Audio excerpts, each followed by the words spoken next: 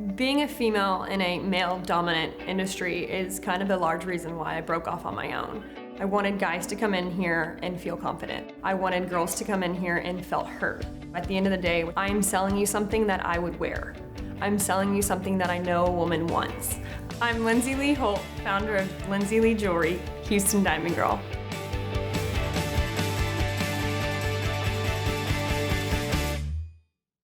I was raised in the modeling industry here in Houston, so I was surrounded by the glitz and the glam and the jewelry industry, per se, and so I loved being around it. And so I decided to work at a local boutique here in Houston. I then got to dive into custom jewelry work and ultimately diamonds and gemstones. We started this off almost 3 years ago out of a duplex that was 900 square feet that my husband and I both lived in. And then a year later, we moved into a 600 square foot cubbyhole with no running water or a restroom. And now here we are 2 years later. We always have big plans. I've always decided that when I started this company, I was going to give everything back into it.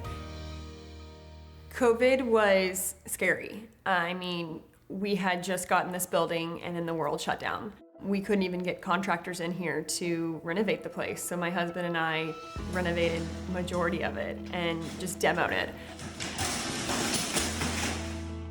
We had to make a lot of pivots, and we never stayed out of people's eyes just because we weren't here. We did flash sales, we did cleaner sales. We came up with all kinds of ideas. People were also eager to shop.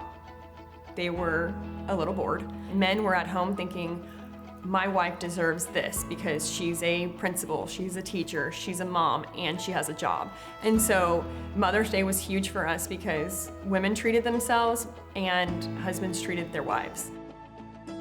Family for me is huge. I grew up in a very small family that does everything together. We grew up going to my mom's furniture business. When I started my business, I already knew I'd be working on weekends. And so when I had a kid, I knew that on the weekends, we haul all of his toys up here and he hangs out and he plays here while we do things that we needed to finish that we didn't get to during the week. My husband always said his biggest dream is to grow our family and have them grow LLJ.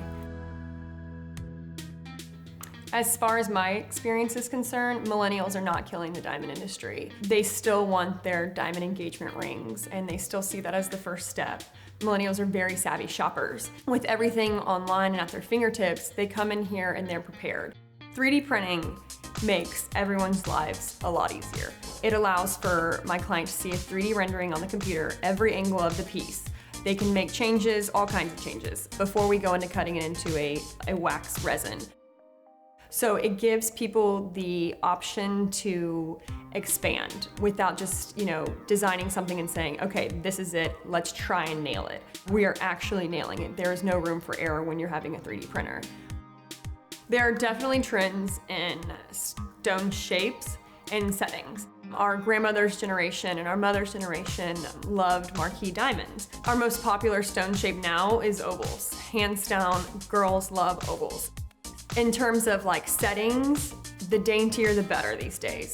Our parents' generation and our grandparents' generation was very chunky, lots of gold, lots of metal, very heavy. And now girls want their diamonds floating. It was honestly so shocking and surprising to me to see the client following, that when I went out on my own, people wanted to come see me, they wanted to work with me. Being a Houstonian is super important to me because it's what's created my business.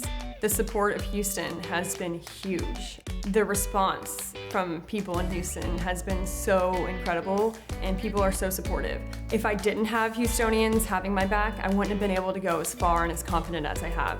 They give me the leap of faith that I needed and the push and the nudge that really took me forward.